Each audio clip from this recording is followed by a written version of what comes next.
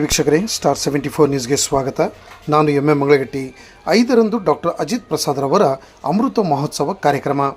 ಸಮಾಜಕ್ಕೆ ಅತ್ಯುತ್ತಮ ಕೊಡುಗೆ ನೀಡಿದ ಇಂಥ ಸ್ನೇಹಜೀವಿ, ಉತ್ತಮ ಆಡಳಿತಾಧಿಕಾರಿ, ಅತ್ಯುತ್ತಮ ಸಂಘಟನಾಕಾರ, ವಿದ್ಯಾರ್ಥಿ ಸಮುದಾಯ, ಸಂಸ್ಥೆ, ಸರ್ಕಾರ ಮತ್ತು ಸಮಾಜ ಈ ಚತುರಗಳ ನಡುವೆ ಸೇತುವೆಯಾಗಿ ದುಡಿದ ಹಿರಿಯರಿಗೆ ಗೌರವ ಸಲ್ಲಿಸುವ ನಿಟ್ಟಿನಲ್ಲಿ 2026ರ ಏಪ್ರಿಲ್ 6ರಂದು ತಮ್ಮ 75ನೆಯ ವಸಂತಕ್ಕೆ ಶ್ರೀಯುತರು ಪಾದಾರ್ಪಣೆ ಮಾಡಲಿದ್ದು, ಆ ಸವಿ ನೆನಪಿಗಾಗಿ ಡಾಕ್ಟರ್ ಅಜಿತ್ ಪ್ರಸಾದ್ ರವರ ಅಭಿನಂದನಾ ಸಮಿತಿ ಆಪ್ತರರು, ಸಮಾಜದ ಗಣ್ಯಮಾನ್ಯರು, ಸ್ನೇಹಿತರು, ಬಂಧುಗಳು ಕೂಡಿ 5ರಂದು ಬೆಳಗ್ಗೆ 9:30ಕ್ಕೆ ಸನ್ನಿಧಿ ಕಲಾಕ್ಷೇತ್ರದಲ್ಲಿ ಡಾಕ್ಟರ್ ಅಜಿತ್ ಪ್ರಸಾದ್ ರವರ ಅಮೃತ ಮಹೋತ್ಸವ ಕಾರ್ಯಕ್ರಮ ಹಮ್ಮಿಕೊಳ್ಳಲಾಗಿದೆ ಎಂದು JSS ಆಡಳಿತ ಅಧಿಕಾರಿ ಅರಿಹಂತ್ ಪ್ರಸಾದ್ ತಿಳಿಸಿದರು.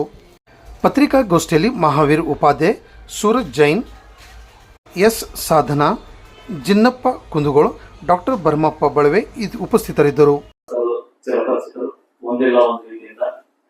ಯಾಕಂದ್ರೆ 1973ರಲ್ಲಿ ಪೂಜ್ಯ ರಾಮರು ಈ ಸಂಸ್ಥೆಯನ್ನು ತೆಗೆದುಕೊಂಡಾಗ ಈ ಸಂಸ್ಥೆಗೆ ಅವರು ಇತಿಹಾಸ ಉಪನ್ಯಾಸಕರಾಗಿ ಈ ಸಂಸ್ಥೆಗೆ ಬಂದರು.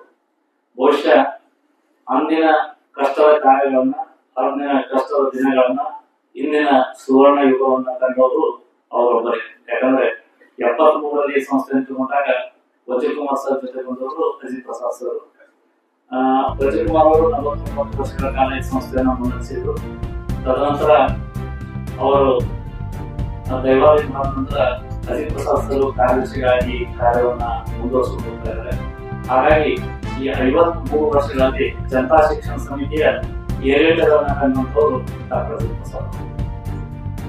1973ರಲ್ಲಿ ಉಪನ್ಯಾಸಕರಾಗಿ ಸೇವೆ ಸಲ್ಲಿಸಿದ ನಂತರ 2000ನೇ ಇಸ್ವಿಯಲ್ಲಿ ಬಹುಶಃ ಈ ಕಾಲೇಜಿನ ಪ್ರಥಮ ಪ್ರಾಚಾರ್ಯರು DM ಶ್ರೀಕಂಠಯ್ಯ, ತದನಂತರ ಹಲವಾರು ಪ್ರಾಚಾರ್ಯರು 25 ವರ್ಷಗಳ ಕಾಲ ವಜೀರ್ಕುಮಾರ್ ಅವರು ಆ ಕಾಲೇಜಿನ ಪ್ರಾಚಾರ್ಯರಾಗಿ ಸೇವೆ ಸಲ್ಲಿಸಿದರು.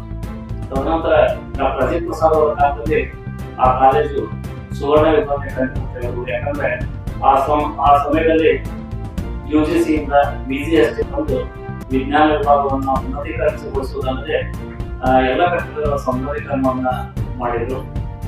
ಅದಲ್ಲದೆ ಬಹುಶಃ ಧಾರವಾಡಕ್ಕೆ ಶಿಕ್ಷಣ ಕಾಶಿ ಹೆಸರು ಬರಲಿಕ್ಕೆ ಜನತಾ ಶಿಕ್ಷಣ ಸಮಿತಿ ಕೊಡುಗೆ ಅಪಾರ.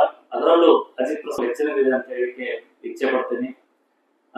ವಿದ್ಯಾರ್ಥಿಗಳಲ್ಲಿ ಪ್ರತಿಭೆ, ಕ್ರೀಡೆ, ಸಾಂಸ್ಕೃತಿಕ ಇಂಥ ಪ್ರತಿಭೆಗಳನ್ನು ಗುರುತಿಸಿ ಅವರಿಗೆ ಶಿಷ್ಯ ವೇತನ ನೀಡುವುದರ ಮೂಲಕ ಅವುಗಳನ್ನು ಉತ್ತೇಜಿಸುವ ಕಾರ್ಯವನ್ನ ಸಹ ಮಾಡಿದ್ದಾರೆ.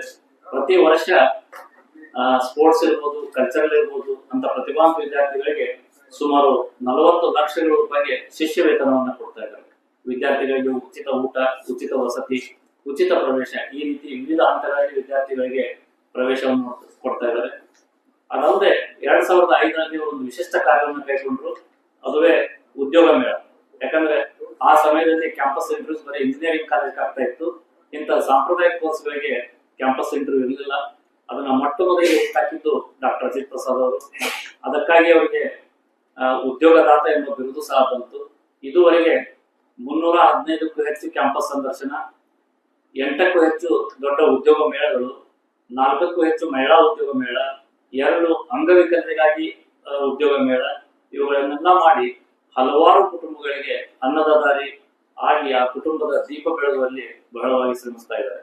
ಅದಲ್ಲದೆ JSS ಶಿಕ್ಷಣ ಸಂಸ್ಥೆ ಶಿಕ್ಷಣವನ್ನು ಅಷ್ಟೇ ನೀಡೋದಲ್ಲದೆ ಸಾಮಾಜಿಕ ಕಳಕಳಿಯನ್ನು ಬಹಳ ಅಜಿತ್ ಪ್ರಸಾದ್ ಅವರು ವಹಿಸಿಕೊಂಡಿದ್ದಾರೆ.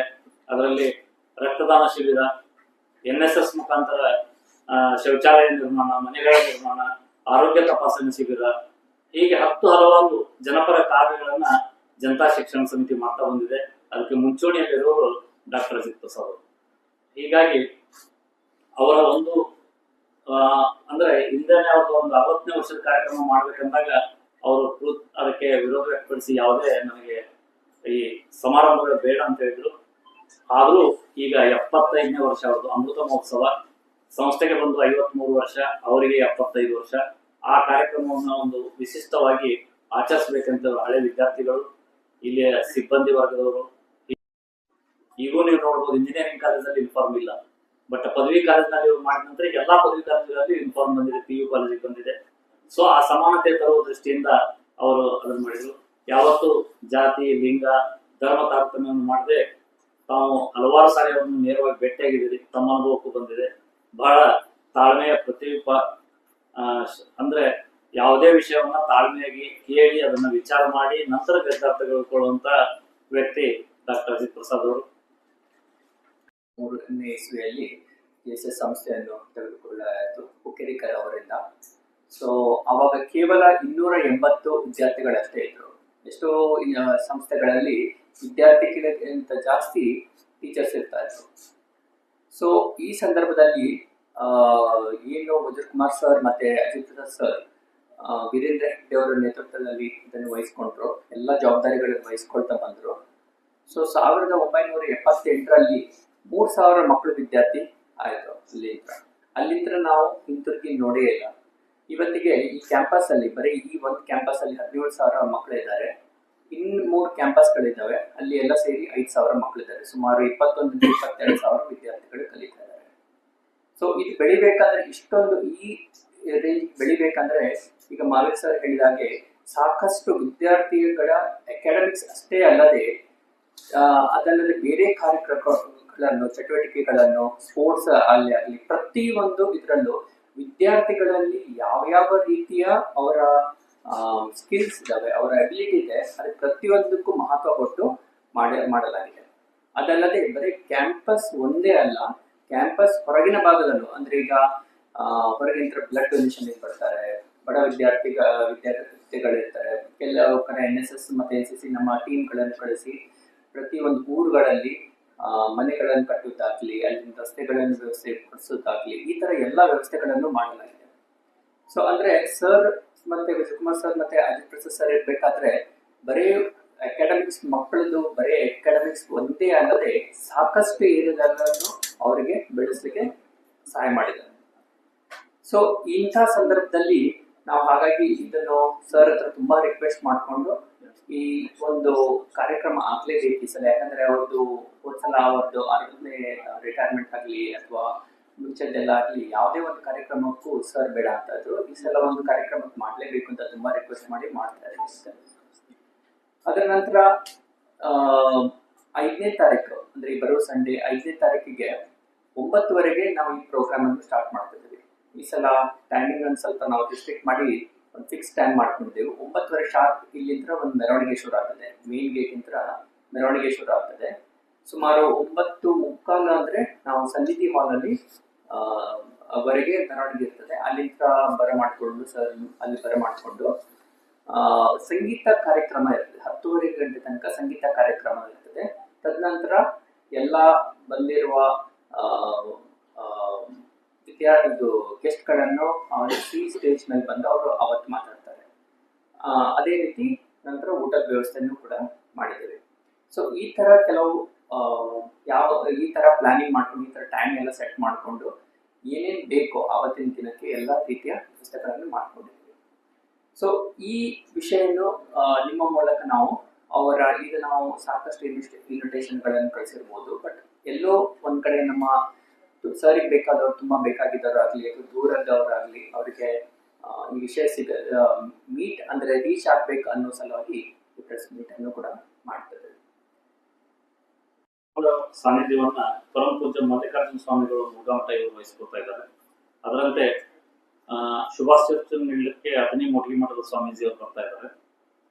ಆಮೇಲೆ ಈ ಕಾರ್ಯಕ್ರಮದ ಉದ್ಘಾಟನೆಯನ್ನು ಕರ್ನಾಟಕ ಸರ್ಕಾರದ ಕಾನೂನು ಮತ್ತು ಸಂಸದೀಯ ವ್ಯವಹಾರ ಸಚಿವರಾದ ಶ್ರೀ HK ಪಾಟೀಲ್ ಮತ್ತು ನಮ್ಮ ಹಳೆಯ ವಿದ್ಯಾರ್ಥಿಯೂ ಸಹ ಅವರು ಈ ಕಾರ್ಯಕ್ರಮ ಉದ್ಘಾಟನೆ ಮಾಡ್ತಾ ಇದ್ದಾರೆ. ಕರ್ನಾಟಕ ಸರ್ಕಾರದ ವಿಧಾನ ಪರಿಷತ್ ಸಭಾಪತಿಗಳಾದ ಶ್ರೀ ಬಸವರಾಜ ಹೊರಟ್ಟಿ ಅವರು ಈ ಸಮಾರಂಭದ ಅಧ್ಯಕ್ಷತೆ ವಹಿಸ್ತಾರೆ. ಅದರಂತೆ ಈಗಾಗಲೇ ಸರ್ ಅಭಿನಂದನಾ ಗ್ರಂಥವನ್ನ ಹೊರತರ್ತಾ ಇದ್ದೀವಿ, ಸುಮೇರ ಅಂತ ಹೇಳಿ. ಆ ಗ್ರಂಥವನ್ನ ಕೇಂದ್ರ ಸರ್ಕಾರದ ಆಹಾರ, ಸಾರ್ವಜನಿಕ ವಿತರಣೆ ಮತ್ತು ನವೀಕರಿಸಬಹುದಾದ ಇಂಧನ ಸಚಿವರಾದ ಶ್ರೀ ಪ್ರಹ್ಲಾದ್ ಜೋಶಿ ಅವರು ಆ ಗ್ರಂಥವನ್ನು ಬಿಡುಗಡೆ ಮಾಡ್ತಾರೆ. ಮುಖ್ಯ ಅತಿಥಿಗಳಾಗಿ ಶ್ರೀ ಅರವಿಂದ್ ಬೆಲ್ಲದವರು, ಶ್ರೀಮತಿ ಶಿವಲೀಲಾ ವಿನಯ್ ಕುಲಕರ್ಣಿ ಅವರು, ಪ್ರಸಾದ್ ಅಬ್ಬಯ್ಯ ಅವರು, ಮಹೇಶ್ ತೆಂಗಿನಕಾಯಿ ಅವರು, NH ಕೋನರೆಡ್ಡಿ ಅವರು ಹಾಗೂ SV ಸಂಕನೂರ್ ಅವರು ಆಗಮಿಸಲಿದ್ದಾರೆ. ವಿಶೇಷ ಆಹ್ವಾನಿತರಾಗಿ ಹುಬ್ಬಳ್ಳಿ ಧಾರವಾಡದ ಮಹಾಪೌರರಾದ ಶ್ರೀಮತಿ ಜ್ಯೋತಿ ಪಾಟೀಲ್ ಅವರು, ಜಿಲ್ಲಾಧಿಕಾರಿಗಳಾದ ಸ್ನೇಹಲ್ ಆರ್ ಅವರು, ಪೊಲೀಸ್ ಆಯುಕ್ತರಾದ ಶ್ರೀ ಎನ್ ಶಶಿಕುಮಾರ್ ಅವರು, ಕರ್ನಾಟಕ ವಿಶ್ವವಿದ್ಯಾಲಯದ ಉಪಕುಲಪತಿಗಳಾದ ಎಂ ಖಾನ್ ಅವರು ಹಾಗೂ ಕೃಷಿ ವಿಶ್ವವಿದ್ಯಾಲಯದ ಉಪಕುಲಪತಿಗಳಾದ PL ಪಾಟೀಲ್ ಅವರು, SDM ಸೊಸೈಟಿಯ ಕಾರ್ಯದರ್ಶಿಗಳಾದ ಜೀವಂದ್ರ ಕುಮಾರ್ ಅವರು ಈ ಕಾರ್ಯಕ್ರಮದಲ್ಲಿ, ಅನಂತರ ಧಾರವಾಡದ SP ಆದಂತ ಗುಂಜನ್ ಅವರು ಇದರಲ್ಲಿ ಪಾಲ್ಗೊಳ್ತಾ ಇದ್ದಾರೆ. ಅವರ ಅಭಿಮಾನಿಗಳು ಸಾಕಷ್ಟು ಸಂಖ್ಯೆಯಲ್ಲಿ ಈ ಕಾರ್ಯಕ್ರಮದಲ್ಲಿ ಪಾಲ್ಗೊಳ್ತಾ ಇದ್ದಾರೆ. ಅದಲ್ಲದೆ ನಮ್ಮ ಇದೀಗ ಅಜಿತ್ ಪ್ರಸಾದ್ ಸರ್ ಆಧೀನದಲ್ಲಿ 25 ಸಂಸ್ಥೆಗಳು, 1300 ಸಿಬ್ಬಂದಿ, 22,000 ವಿದ್ಯಾರ್ಥಿಗಳು ಅವರ ಯೋಗಕ್ಷೇಮವನ್ನು ನೋಡಿಕೊಳ್ಳುವಂತ ಜವಾಬ್ದಾರಿಯನ್ನ ಡಾಕ್ಟರ್ ಅಜಿತ್ ಪ್ರಸಾದ್ ವಹಿಸಿಕೊಂಡಿದ್ದಾರೆ.